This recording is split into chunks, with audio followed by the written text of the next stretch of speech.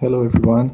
Today we have Maryam Zafar with us as our guest speaker. She is a human resource professional currently working with Wilshire Labs, and she will be giving us some insights that can help you land a job when you graduate from your university. So, over to you, Maryam. Please introduce yourself.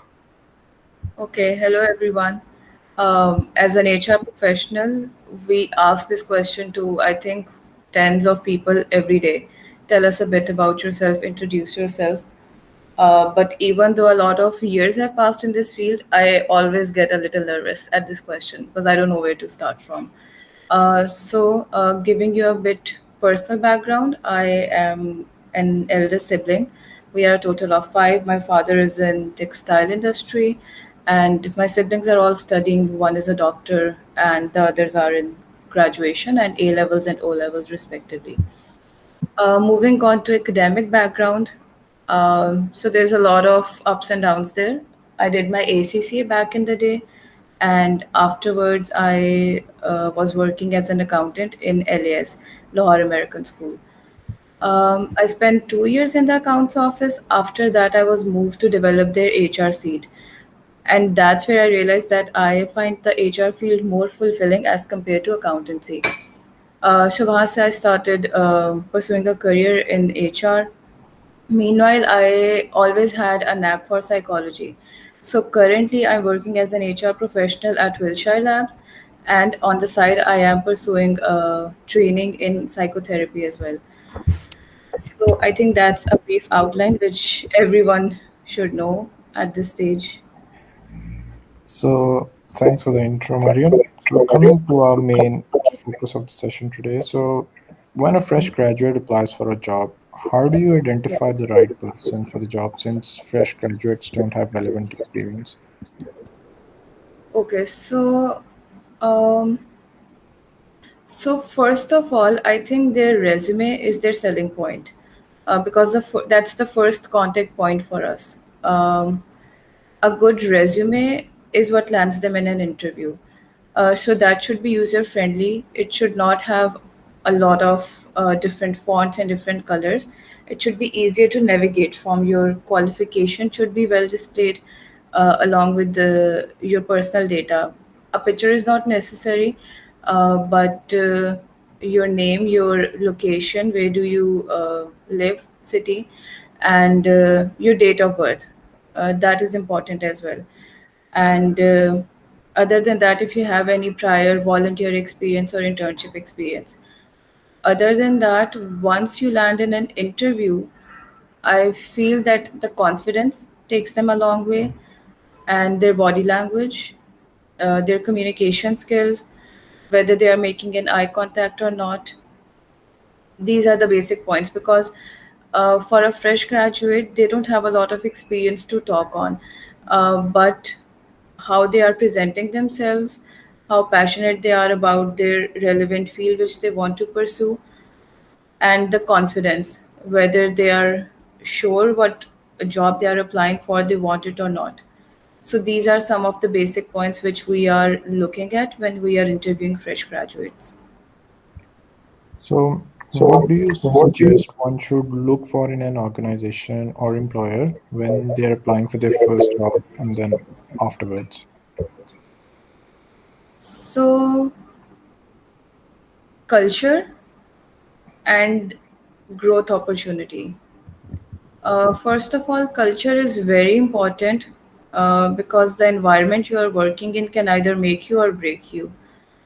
It should be a thriving environment. People should be supportive. Of course, there's a mix of people everywhere, but on an aggregate, a supportive and um, an amicable environment can provide you a lot of comfort to work at. Because if you wake up every day and you know that the place you're working at does not is is not very friendly and you don't feel comfortable there, you would not want to go there. And even if you make your way there, um, you will always be in this conflict whether you want to stay or not, and that will impact the learning. So the culture is very important. At least in my experience, I can say that I have been lucky enough to work at places where the culture was very friendly, very supportive, and provided me a lot of opportunity to grow and learn from. Um, and for the second factor, learning opportunity, I would say that don't go for short term goals. Like there are certain jobs where the money is great, but the growth is very stagnant. And on the other hand, there are jobs where the money may not be as good, but there's a lot of growth prospect there. So look at the bigger picture. Don't go for short term benefits. Look at the organization which provides you a lot of room to grow, hierarchy wise and learning wise as well. Okay. So these two things are essential. What soft skills should a student work on while they are in a university? So it can help them, career-wise and landing a first job. Okay. Um, Communication skills, they are very important, and presentation skills as well. It was very surprising for even me to realize when I landed in the professional world that there are a lot of times where I have to present a lot of data to a lot of people. So, public speaking, presentation skills, communication skills, these three factors. Um, Other than that, if a student can work on gaining some technical skills as well during their university experience, that gives their CV a boost up as well. Like right now, if we are looking at candidates and they don't have any professional experience, but they do have skills like Excel and PowerPoint, and if they have knowledge of ERP softwares as well, that's always a plus. And how do you suggest one should negotiate when the question is asked, what salary do you expect? Okay, that's a tricky one. As a nature, we generally don't tell our salary brackets, but it's always to counter question when this expected salary is asked.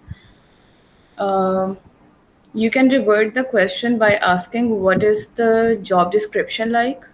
That can be an assessing ground for the candidate to assess whether the amount of work which this position requires, how much would they want to charge for it, and always ask the salary bracket which the company is offering. So generally the companies don't disclose the exact figures, but they do share the salary brackets, so that gives an idea as well. So last question. And always Yeah, continue. apologies to cut you off.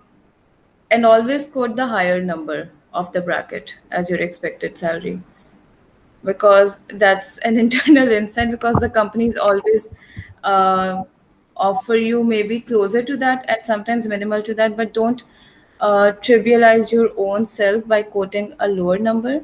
If you're given a bracket, always quote the higher side. Okay.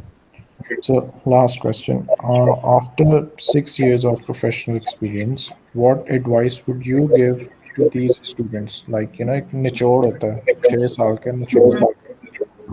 Key advice. A professional advice. um, Because like you can take it like this, like if you would have knew these things while you were a student, how would you have prepared differently for your professional life? so yes, my career path and my educational path was a little different because I don't know if you are aware or not. Since I did ACCA, I did not have these ample counseling services available to me. So I had to learn these things on my own. But for professional advice, just a few things: that keep believing in yourself. I think that is very important. It's just a few words, but it does have a lot of impact. Other than that, allow yourself to make mistakes. Don't hold yourself back just for the fear that you will do something wrong, because you learn by making mistakes, and don't judge yourself on that as well. And have room for flexibility too. While you have a set path, don't limit yourself that this is it and I cannot explore any different avenue. For instance, in my career, I was very sad that I just wanted to do accountancy. And when the HR opportunity presented itself, it was just an experimental role, and I ended up finding something which I liked more. So this is coming from, I think, a personal space that always have room for flexibility as well in your professional career. Okay, that's it. Thank you for your time on a Saturday, Mariam. Thank you so much. No problem. This was a very short session, but I hope it may help the students, and if they want to reach out for any more professional advice and HR prospects, then they can always connect on LinkedIn. Sure. Thank you. Bye. Bye.